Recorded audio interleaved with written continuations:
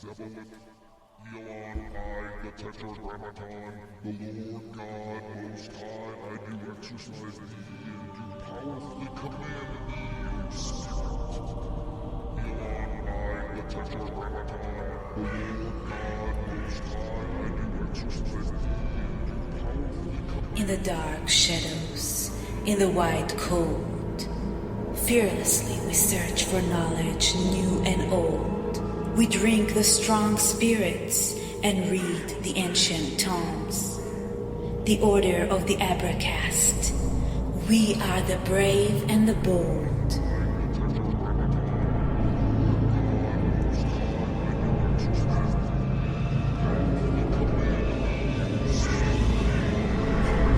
Occult, history, conspiracy, and violence.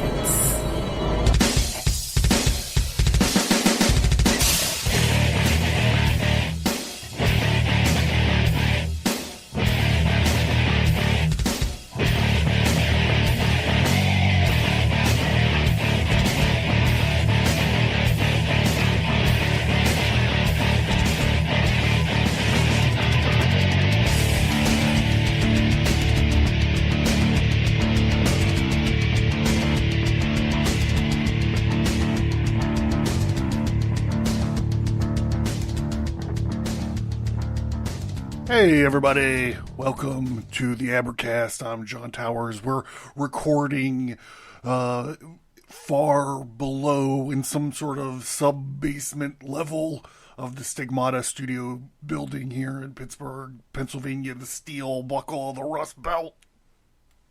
So we haven't done one of these in a while. Actually, since the election, I've steered away from doing these sorts of episodes. I felt like maybe we all just needed to decompress or something. However, 8 months into this, and we've just gotta have a talk. We've got to have a talk about it. Ever since last weekend, I guess, when all the shit started happening in Afghanistan. And it's funny because I pay attention to a lot of shows, a lot of podcasts, a lot of radio shows, and just friends talking, people on Instagram. And like I've been seeing like people posting like these Instagram stories going, here's really what's going on in Afghanistan. Or, hey, what's up with Afghanistan anyways? Also radio commentators and internet people saying like, I cannot believe, the administration could get something this wrong. And we're like, I can't believe how, stupid or whatever, like this administration is being. And to those, everyone running around yelling and wondering about how they can't believe how, the Biden administration had fucked up Afghanistan so bad. These people just don't understand history. They don't understand history or patterns. They don't get it. I have a whole section in the feature topic link about Joe Biden. We talk about his plagiarism. We talk about how he can't help but to plagiarize. We talk about his lack of judgment. We talk about his blatant racism. We talk about his total misunderstanding of everything regarding foreign policy. We talk about him being a wildly corrupt politician. Actually, that's even too nice. He's actually like a comic book level super villain crime lord. We talk about all these things. And, when I say that he gets everything wrong about foreign policy, that's not hyperbole. He does get every single demonstrably thing wrong about foreign policy. So we're going to go back and we're going to identify, we're going to go back and we're going to look at, Zarathustra. We're going to go back like Zarathustra and look at the eternal recurrence of Joe Biden And this situation that we find ourselves in, it wasn't that long ago. We just did this. He just did this in 2010 in Iraq. The exact same fucking thing. But ever since he's been in office, he has he has a pattern of doing these things. And besides being a history episode, we're gonna get we're gonna do a little bit of conspiracy stuff too. And I don't mean like secret space program, flat earth, fucking conspiracies. I don't need those kind of conspiracies because there's like real fucking shit happening all the time that's out in the open. We're going to be talking about one of those things that directly affects what we're the larger topic being what happened in Afghanistan and how it has roots directly right to lunch pail Joe, old lunch bucket Joe. So I have also some stuff in here just to add a little bit of flavor, and I kind of wanted to start off with this this thing I found on a PBS website by Captain Gerald Barry. Now, Captain Gerald Barry was the helicopter pilot that did the runs from the embassy in Saigon to the boats. And the reason that he did all these runs is because he had a mission to get the diplomat out, like the ambassador out of Saigon, and he landed his helicopter, and the ambassador would refuse to get on the helicopter until the president ordered him to abandon the embassy. So in the meantime, this guy just all day just was flying, putting his helicopter down. Is the ambassador ready to go? No. So he'd load up all these people that were trying to get the fuck out, lest be on the wrong side of a AK-47, be on the wrong side of a commie AK-47. And eventually he landed his thing and he told the ambassador, hey, it's presidential order, get on the fuck helicopter. And the ambassador was like, oh, that's all I need to hear. And he gets on the helicopter and leaves. Anyhow, I thought this meme of Kabul being Joe Biden's Saigon, which is wrong. It's similar, but it is not, it is so prevalent right now. I thought that we would listen to what Captain Gerald Barry had to say about how things ended in Vietnam. And he says, personally, I'm embarrassed. I'm embarrassed that the United States of America, is being humiliated and is leaving an area that we had come to defend. And that we had been defeated. Yes, we have chosen to leave. But we've chosen to leave because it was no longer defendable with the resources that we have. Chosen to commit to the limits, and that we have put on our own involvement in South Vietnam. So I think that's poignant because you hear people saying stuff like that today, right now. They're saying stuff like that, right?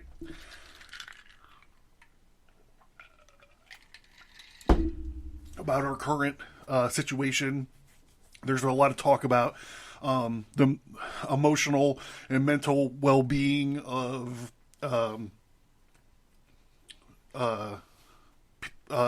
service members that have served.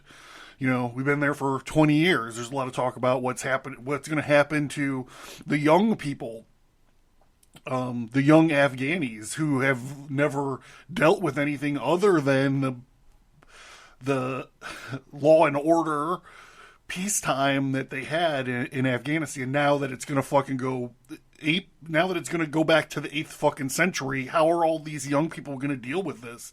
There's a lot to be said about the emotional and mental well-being of all of these people, and including Gold Star families. What about families that had their sons and daughters die in Afghanistan for what? For this shit?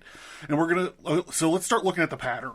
Let me get off my soapbox here and let's look at the pattern. I'm going to be jumping between a couple different newspaper and magazine articles just to pinpoint the different timelines. I will try to yell them out as I'm transitioning. So we're going to start here with Annie Linskey writes in the Washington Post.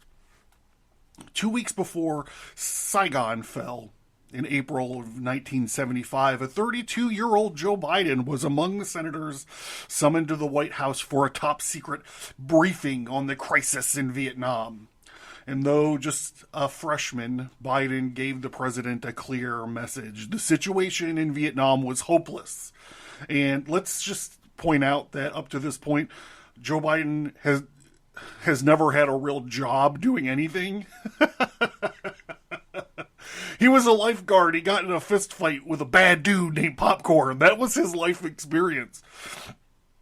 Though just a freshman, Biden gave the president a clear message. The situation in Vietnam was hopeless, and the United States should leave as quickly as possible, according to a column by Roland Evans and Peter Novak at the time that described Biden's interaction with then-President Gerald Ford.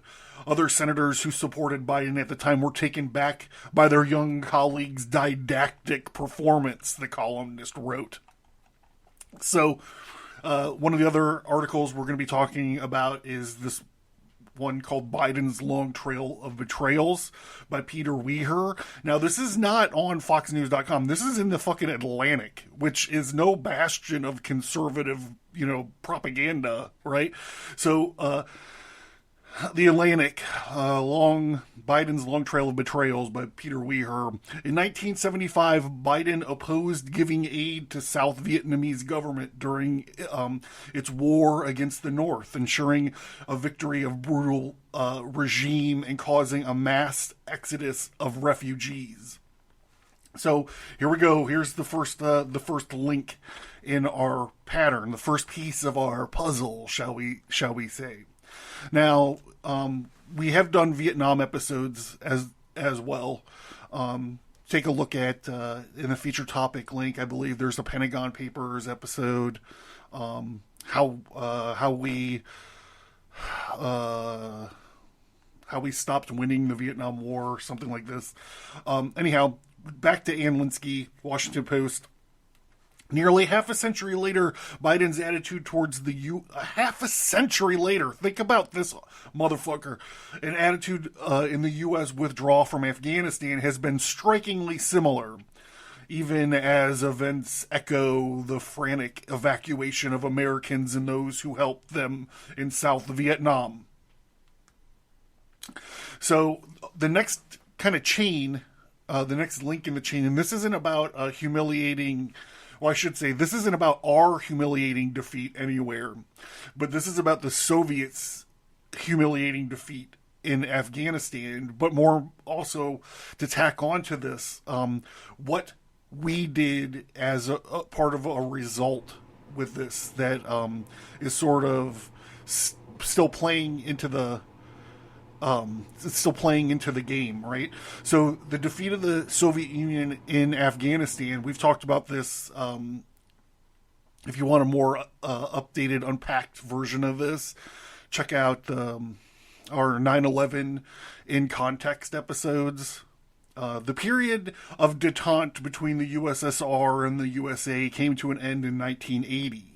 Increased Soviet influence in the Southern Hemisphere forced U.S. President, the peanut farmer Jimmy Carter, to nullify agreements made in this treaty when the Soviets invaded Afghanistan. So we're just going to skip to the end of this thing here. Islamic groups opposed the Soviet occupation, quite famously, i.e. see Rambo 3. They were nationalists against communism and suppression of religion. The Afghan army supported the Soviet Red Army, but it was listen to this, it was not well trained and poorly equipped. Islamic insurgent groups called the Mujahideen were determined to fight against the Soviets. They were heavily armed as they were supplied by China and the USA, and they received training from the Central Intelligence Agency. The Mujahideen employed guerrilla tactics against the Red Army, using hit-and-run attacks, gaining control of rural and mountainous areas of Afghanistan.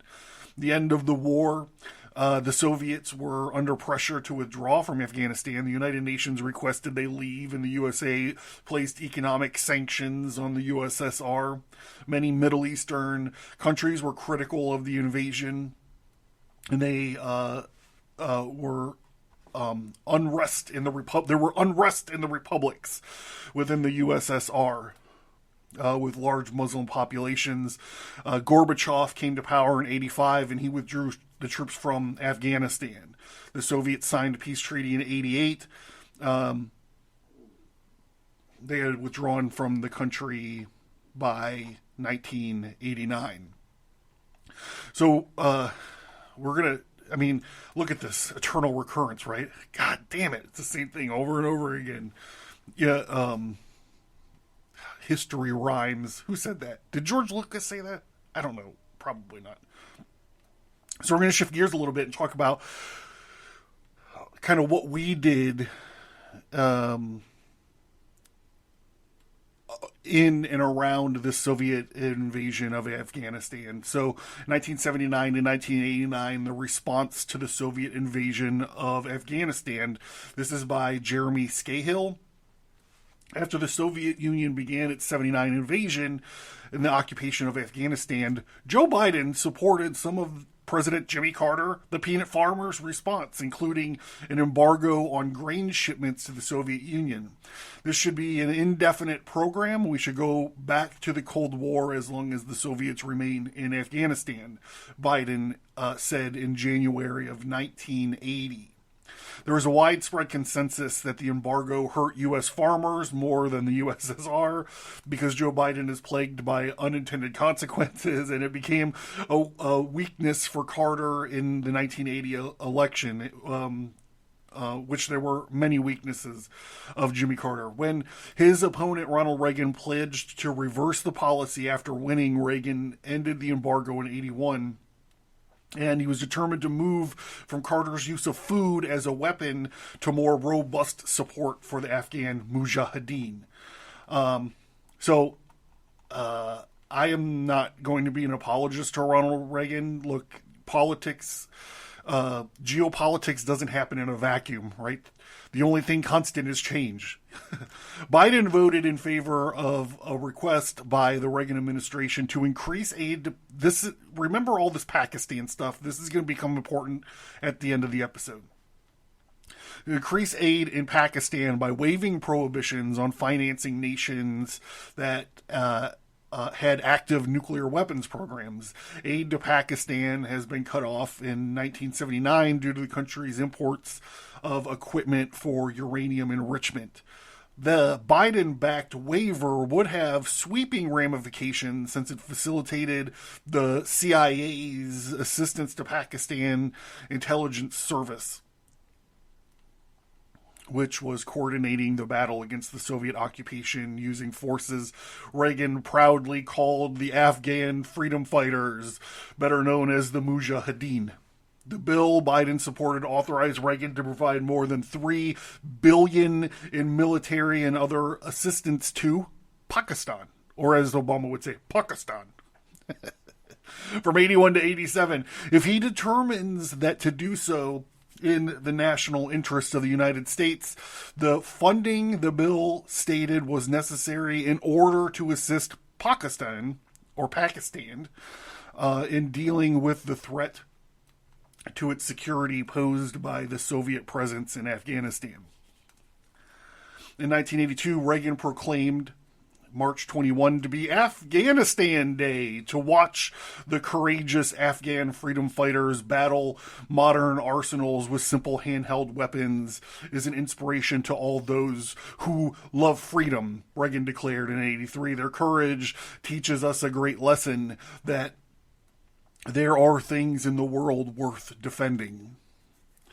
Biden later supported the 85 Pressler Amendment, which required the president to certify on an annual basis that Pakistan does not possess nuclear explosive devices and that the proposed United States assistance program will reduce significantly the risk of Pakistan will possess nuclear explosive device. So this never happened. Pakistan, in fact, is armed with nuclear weapons, just like India. Actually, the reason they have them is because India has them, and vice versa.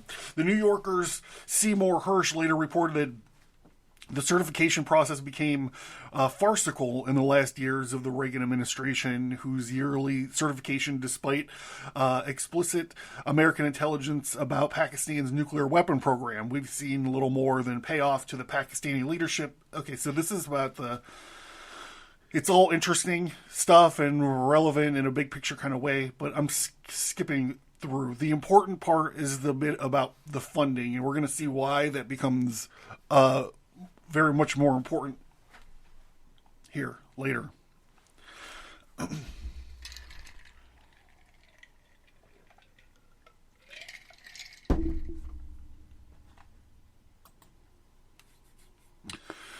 The Atlantic, we're bouncing back to Biden's long trail of betrayals by Peter Weir in The Atlantic. In 1991, Biden opposed the Gulf War, one of the most successful military... This is just a list of him being wrong about stuff, but it's relevant. Biden opposed the Gulf War, one of the most successful military campaigns in American history. Not only did he later regret his congressional vote, but in 1998 he criticized George H.W. Bush for not deposing Saddam Hussein, calling his decision a fundamental mistake. In 2003, Biden supported the Iraq War, another congressional vote he later regretted. It's funny, I remember in 2003, they made him vote twice. I remember that. They made Congress vote, or they made the actual speaker or the leader of the Democrats in the Congress made him vote twice so they can get on the record doubly. Because... I mean, some of you guys, I don't know how, who remembers, but after 9/11, everybody was like agreeable. It's not like it is today where everyone, it's like so divided. I can't ever see us, people on opposite sides of the political debate agreeing on anything. But after 9/11, everyone agreed. And this is hilarious because Hillary Clinton also was for the Iraq War and then later, lied her ass off about supporting it. And John Kerry famously was like, well, I'm against it.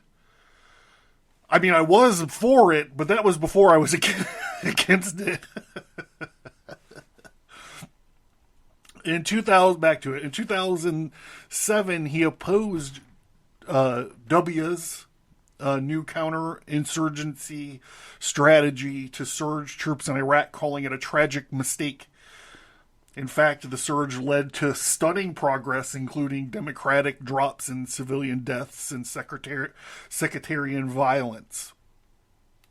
So, Joe Biden's been in some kind of political office since the fucking 70s, man. Well, except for that 4 years he took off. Anyhow, man, how great that was to not have to deal with Joe Biden. And the reason he didn't run when Hillary was running, he didn't run against Trump when Hillary was running, is because Hillary had the goods on Hunter, and what Joe was doing in the Ukraine and what Hunter and Joe were doing in China. And that she would not have let him get anywhere near it, bro. That's why he didn't even run. Anyhow, eventually Biden got to be vice president under Barack Obama, and the eternal recurrence continues. We talked about Vietnam, we talked about the Soviet Union, we talked about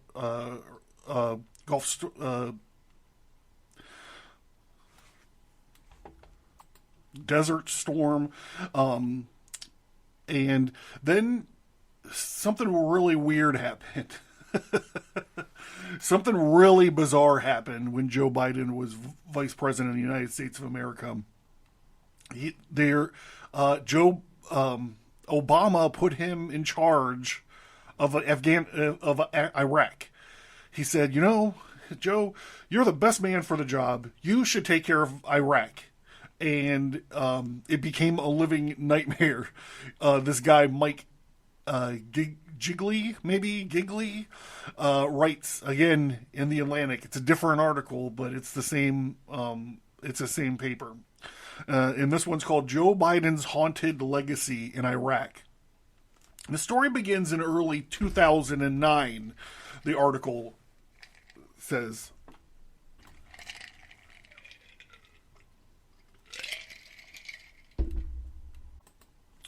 After Obama swept into office promising to end the deeply unpopular war in Iraq, there were still 150,000 American soldiers in the country.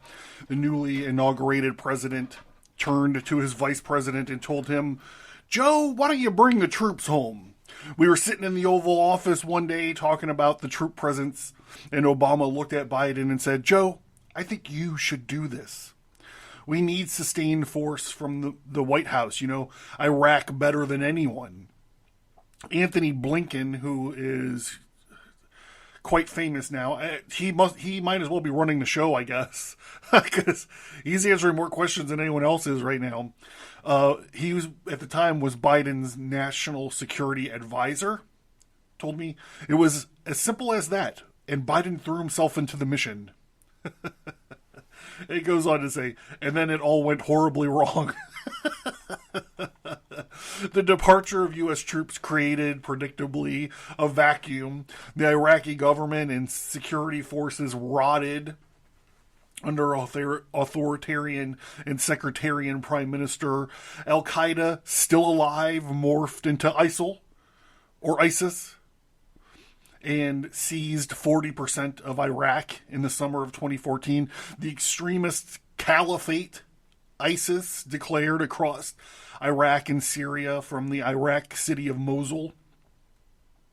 It set the stage for a new era of regional upheaval and global terrorism. Soon the U.S. troops were headed back to Iraq. Just like we're sending troops back to Afghanistan after 3 days or whatever. Biden's critics charge that more often than not, he gets it wrong. Quote, "He is a man of integrity," unquote. Robert Gates, who served as the Secretary of Defense under both George W. Bush and Obama, wrote in his 2014 memoir, "Still, I think he's been wrong on nearly every major foreign policy and national security issue over the past 4 decades," unquote. This is who you voted for, guys. The rise of ISIS in Iraq added tens of thousands of civilian deaths to the already staggering toll from the Iraq War. When it stormed across the Syrian borders in the summer of 2014, the Iraqi army, trained at great cost by the Americans, almost deserted their base while ISIS commandeered their American weapons and Humvees. Within days, ISIS was at the gates of Baghdad.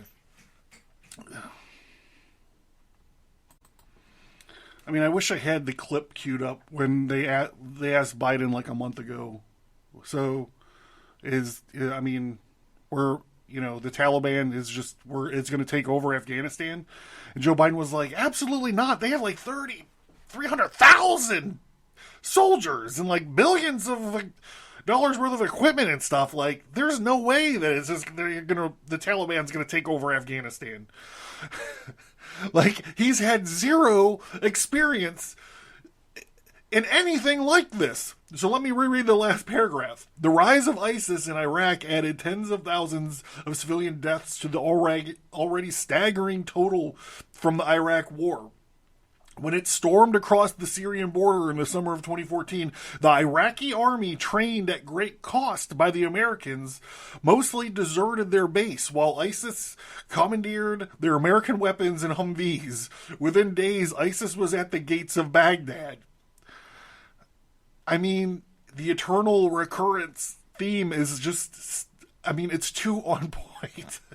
Amid the chaos, the Obama administration's lack of a coherent, overarching vision on U.S. engagement became glaringly apparent. the unstable situation America had left behind in Iraq. I'm going to skip ahead a little bit. This was written right before the last elections. The Democratic candidates are trying to grapple with that tension now. And the test case may again be in the Middle East, where ISIS remains a threat, U.S. troops remain deployed, and allies remain in a precarious state. And if Joe Biden wins this election, the question for Biden will be the same as it has been for almost 2 decades. Can he get it right? Spoiler alert. No.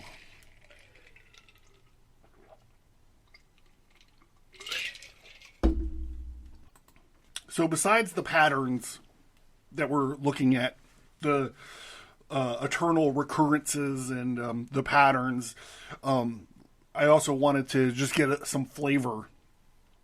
And we've heard Joe use some colorful language in the past. Remember when Obama in the Senate jumped through all those hoops to do Obamacare? They jumped through all those lawmaker hoops and all this stuff to force it to go through.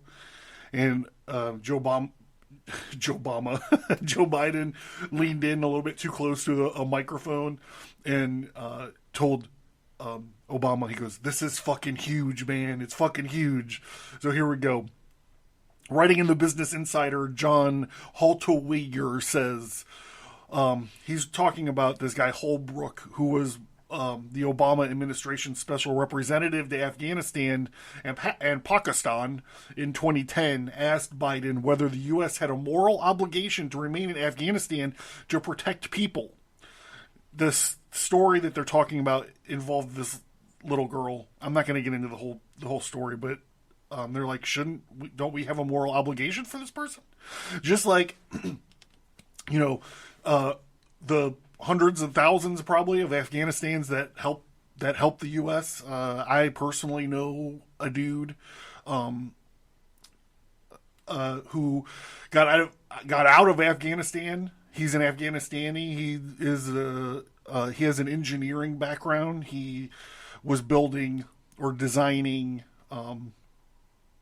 oil pipelines, but he helped the U.S. He became a translator, so he's got some great stories to tell.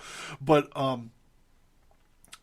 he helped the U.S. and he was eventually able to get out and come here and settle. We had a moral obligation for that, especially if we just turn around and leave. There are people there, many people there who have helped us in our mission and do not want to have to deal with the Taliban. And Joe Biden's stance is, when asked if we had a moral obligation to help people who helped us in Afghanistan or Afghanistanis who converted to Christianity, do you think those fucking people are safe? No. So when Joe was asked about this in 2010, Joe says, quote, "Fuck that. We don't have to worry about that. We did it in Vietnam. Nixon and Kissinger got away with it," unquote. Biden replied, according to Holbrooke's diaries, as cited by The Atlantic. The White House did not immediately respond to a request for comment from the insider. I wonder why. I wonder why they didn't respond to a quote of Joe Biden saying, "Fuck that. We don't have moral obligation to help the Afghanis." I mean, it seems like something they would want to try to massage a little bit.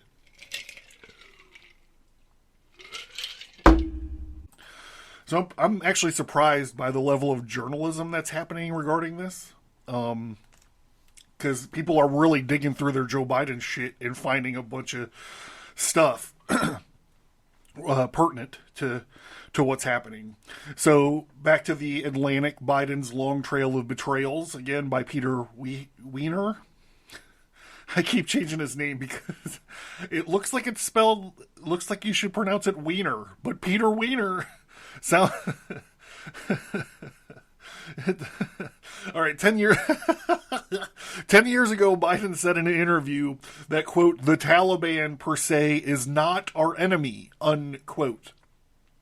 He said, if in fact the Taliban is able to collapse the existing government, which is cooperating with us and keeping the bad guys from being able to do damage to us, then that becomes a problem for us. Peter Wehner comments, indeed, this is still happening. They just asked one of his handlers or one of his puppeteers, because they put him away. They put him in Camp David, and they were like, you don't come out. You don't say anything. He's like, he took like 5 unscripted questions the other day and like 20 minutes worth of remarks probably total. But he's got these 3, Blickert and these other 2 guys running around, and they also got rid of his press secretary. She's nowhere to be found. So these guys have been running around talking about it, and they asked him, they were like, one of these guys, I don't think it was Blickert, I think it was one of the other ones, they asked him, is the Taliban an enemy? And the guy's like, totally dodges the question, doesn't answer anything. It was like, we're not aggressive towards the Taliban right now. Okay, so go back to this thing. There's a unifying theory of... So is there a unifying theory of why Biden is so consistently wrong on major foreign policy matters? Does he misunderstand something about the world? Or possess some set of instincts that don't serve him well? Perhaps the place to begin is by recognizing that Biden has never been an impressive strategic thinker.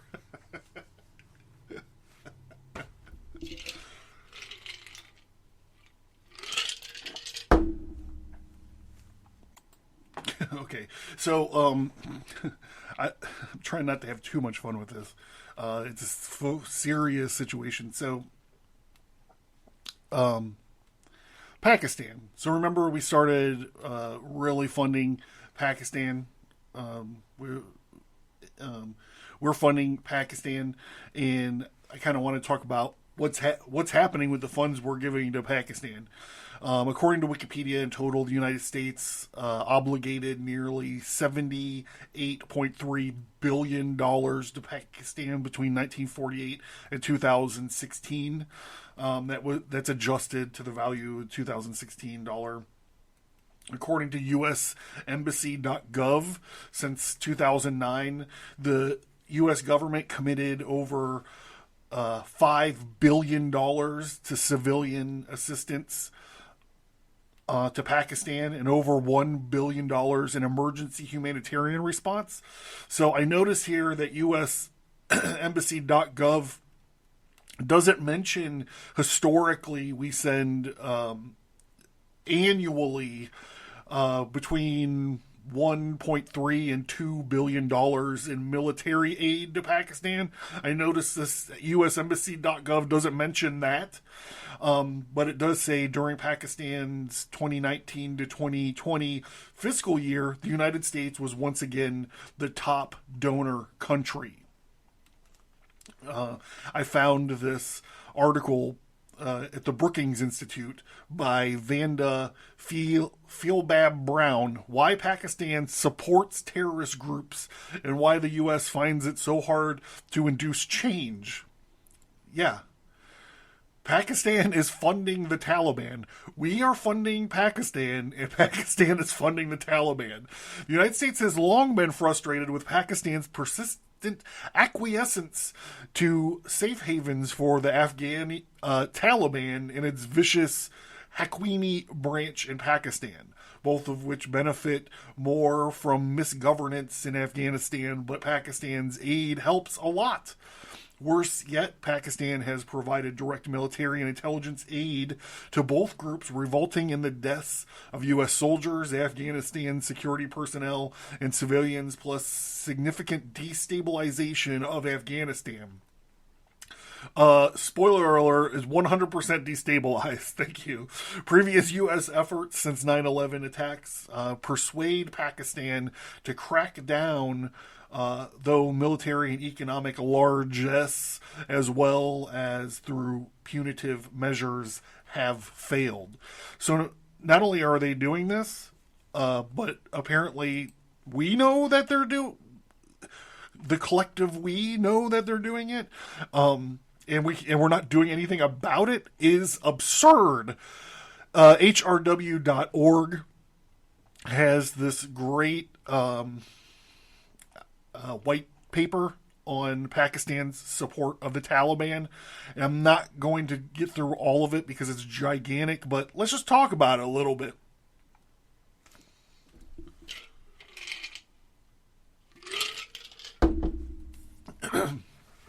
Pakistan has a history of military support for different factions within Afghanistan, extending to at least as far back as the early 70s. During the 1980s, Pakistan, this is where our story comes in, which was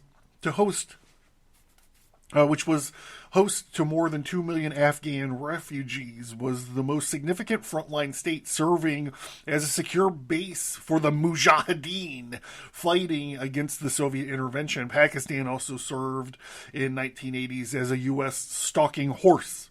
The U.S., through the Central Intelligence Agency, granted Pakistan wide discretion, channeling some $2.3 billion worth of covert assistance to the Mujahideen, training over 80,000 of them.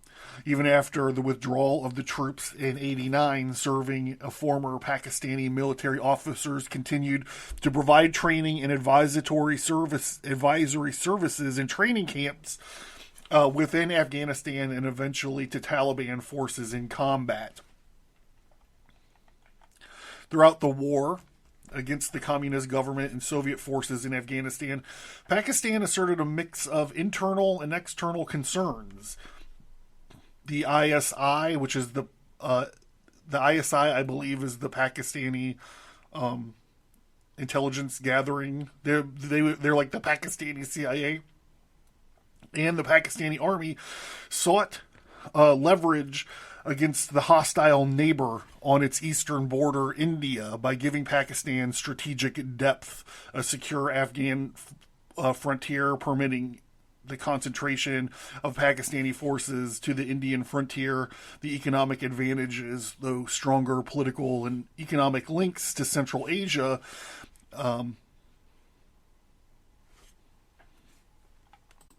and Afghanistan, that facilitated those connections and provided Pakistan with a base to pursue its objectives in Kashmir, would give it a greater security against India.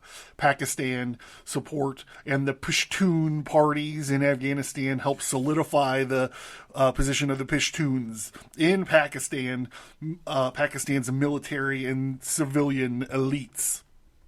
In addition, Pakistan promoted the emergence of a government in Afghanistan that would reduce Pakistan's own vulnerability to internal unrest by helping to contain national aspirations of tribes whose territories straddle Pakistani-Afghan borders. Further internal considerations motivated Pakistan to direct most of its funding and support it received during the Soviet intervention to Islamic groups. Specifically, Pakistan sought to avoid building up the strength of Pashtun nationalist groups that might subsequently want to carve an independent Pashtun state from Pakistan and Afghanistan territory. So if you look at this, if you do some digging or whatnot, and you're looking at this, you're going to find some articles and some apologists out there, right, saying, well, they're only giving the Taliban money because the Taliban's bullying them. And I'm like, well, that's certainly within the character set of the Taliban, I suppose, to bully people. But this thing here at HRW.org which is Human Rights Watch. I should have led with that. Talks about this marriage between Pakistan and Afghanistan that's gone on for years, and it's not just funding; it's direct support, direct military support. I'm going to skip down to this section just for a little bit, and then we're going to wrap up. It's not going to be too much longer, so hold on. Observers interviewed by Human Rights Watch in Afghanistan and Pakistan have reported that Pakistani aircraft assisted with troop rotations of the Taliban forces and combat operations this is not in the Soviet era. This is in the year 2000, that senior members of the Pakistani intelligence agency and army were involved in planning major Taliban military operations. The extent of this support has attracted widespread international criticism. In November 2000, UN Secretary General implicitly accused Pakistan of providing such support. The U.S.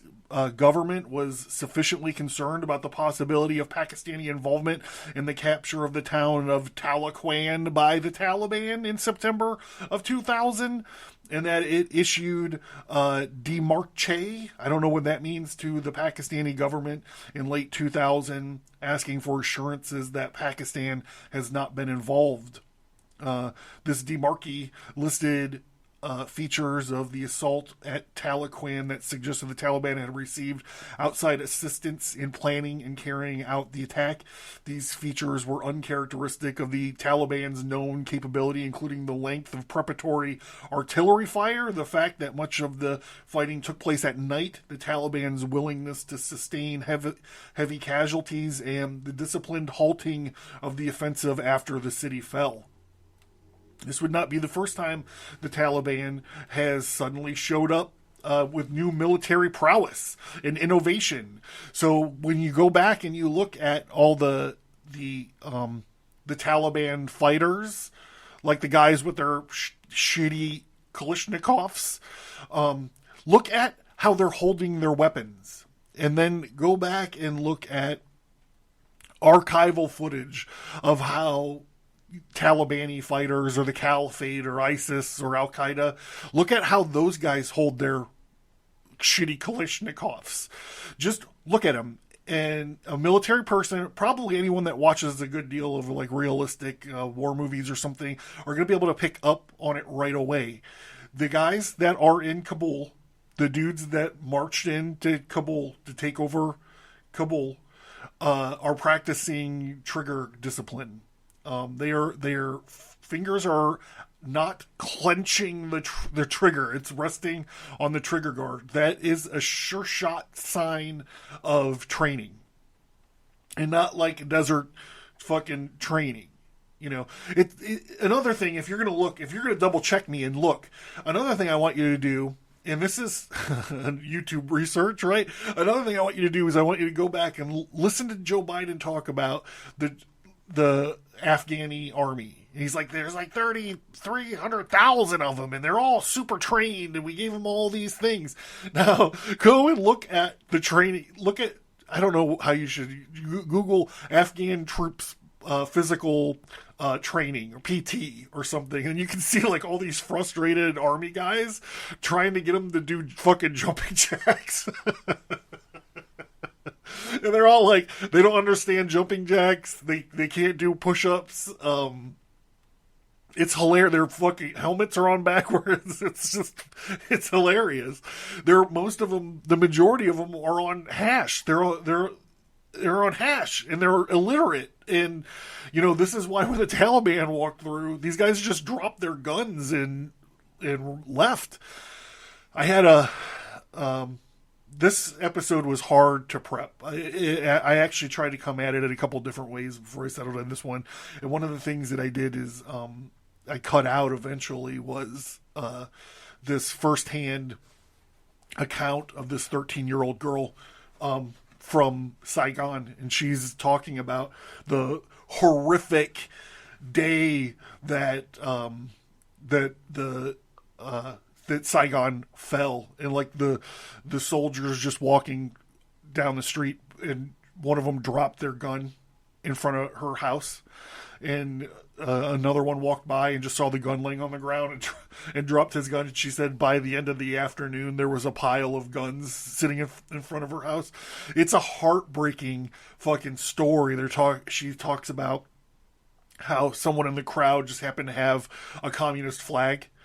And then next thing she knows, they're passing out these little communist flags. And she kind of, her 13-year-old brain was like, how did they, where did all these flags come from? Like, she didn't understand that it was orchestrated and that they just shipped the flags there before the army got there, I guess. And the other thing that really hit me was the villagers or the people that lived in Saigon repainting over their the flags, that they striking the flags and putting up the communist flags and like repainting over the flags. And she says this thing where she said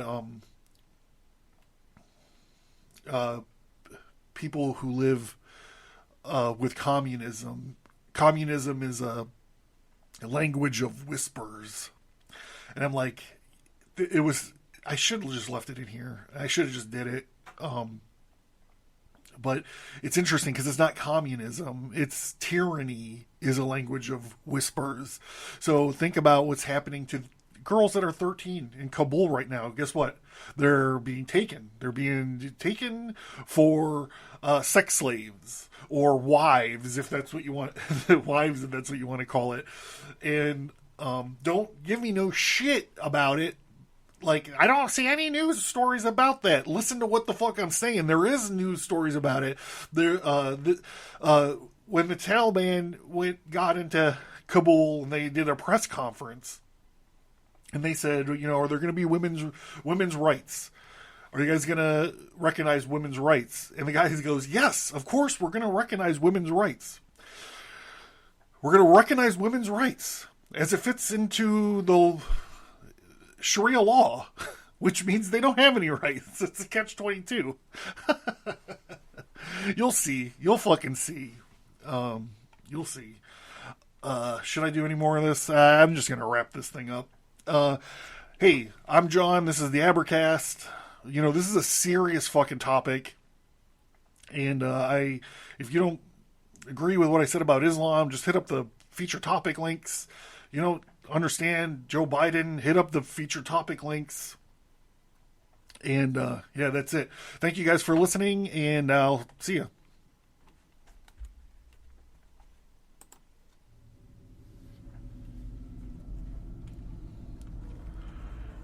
You can find Stigmata Studios, graphic, novels, and comic books. Take control of your destiny. Understand your past, put your present in context, and know your future with a twist. Check out the designs and watch the videos about the Abercast Tarot card deck. Your body is your temple, so let's make sure you got a badass t-shirt on it. Variety of cool occult themed t-shirts and other merch like stickers, wall art, mugs, and more. Welcome to the Red Archive. Get access to over 50 hours of archived episodes, more bonus audio, additional exclusive content. All this for only $1 a month.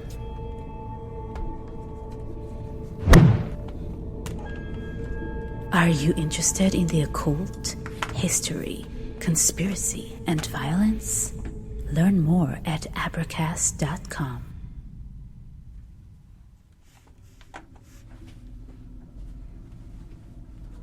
Thank you for listening, and we hope that you enjoyed the show. Please send an email or find us on social media and let us know what you think about the show. We would appreciate it if you would give us a 5-star rate and review wherever you find your favorite podcasts.